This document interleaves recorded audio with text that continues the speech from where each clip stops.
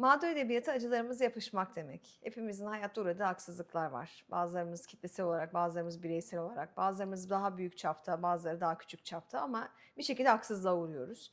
Bunlara yapışmak, bunları sürekli olarak kendimize hatırlatmak, tekrarlamak, geçmişte yaşamak aslında bir nevi maalesef bize çok fazla fayda sağlamıyor. Tabii ki geçmişte yaşadıklarımızın bize katkı sağlayacağı yerler de var. Nasıl sağlarlar? Eğer biz onlara yapışmazsak, bana ne anlatıyor'yu görebilirsek, hani Allah Teala'nın bahsettiği gibi şerden hayır çıkarma meselesini aslında gerçekleştirmiş oluruz. Travmalarımızı böyle boşa harcamadan ya da bize yapılan mağduriyetleri, bize yapılan haksızlıkları boşa harcamadan, bu insan bir şekilde bana haksızlık yaptı, eşim haksızlık yapmış olabilir, hayatta çocuklarım, arkadaşlarım, patronum haksızlık yapmış olabilir ama bana bu haksızlık aslında ne öğretti, ne anlatıyor? Ben burada kendimde ne gördüm, bir başka insanda ne gördüm? Sınırlarımda ne fark ettim? Bu soruları kendimize sorabilmek demek. Burada bana verilen acıyı, potansiyel olarak çektiğim acıyı kinetik bir enerjiye dönüştürmek. Ben bundan ne çıkarabilirim? Aslında götürmek demek.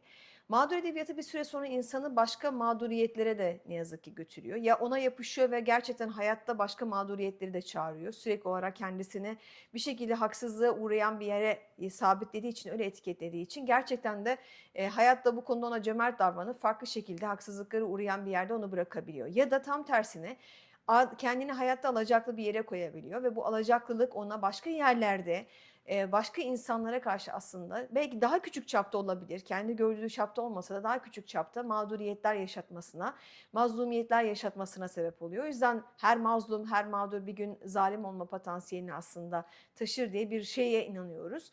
Hakikaten de bu doğru. Tarihsel olaylar zincirinde de bunu görebilmemiz mümkün. Geçmişte mağdur olan kavimlerin bugün başka insanları mağdur ettiğini çok rahatlıkla görebiliyoruz bireysel hayatımızda da. O yüzden bize düşen peygamberlerin birazcık da aslında hayatına bakmak, orada onların yaşadıklarına bakmak. Ben baktığımda peygamberlerin içerisinde, peygamber kıssalarına, Kur'an'daki peygamber kıssalarına baktığımda ailesiyle imtihan olmayan bir peygamber görmüyorum. Sevdikleriyle imtihan olmayan bir peygamber görmüyorum. Çocukluğunda hani bugünkü modern tabirle söyleyecek olursak travma yaşamamış bir peygamber görmüyorum. Şunu diyebiliriz hemen nefsimiz ortaya çıkıp da ya onlar peygamberdi biz değiliz diyebilir. Bunları yaşadıklarında her türlü travmayı acıyı yaşadıklarında mesela Yusuf Aleyhisselam kuyuya atıldığında kardeşleri tarafından en güvenli bağlandığı yerden aslında değil mi? Aile dediğimiz güvenli bağlanma dediğimiz yerden aslında zedelendiğinde Yusuf Aleyhisselam henüz bir çocuk yaştaydı. Henüz peygamber değildi. Ona bazı vazifeler verilmemişti. Elbette ki Allah-u Teala'nın özel korumasında olabilir her halükarda ama nihayetinde henüz peygamber değildi. O yüzden de onlar peygamberdi biz değildik gibi bir edebiyatın arkasına saklanmamız da çok doğru değil. Nasıl onlar hayatlarında bazı sıkıntıları yaşadılar, onlar da üzüldüler, ağladılar. Belki günlerce bilmiyoruz, Kur'an bu detayları vermiyor ama bunları aşmaları günler belki haftalar sürdü. Aynı şekilde biz de evet bazı zaman alabilir acılarımızı aşmak, hemen böyle elimizi şıklattığımız gibi geçemeyebiliriz üzerlerinden.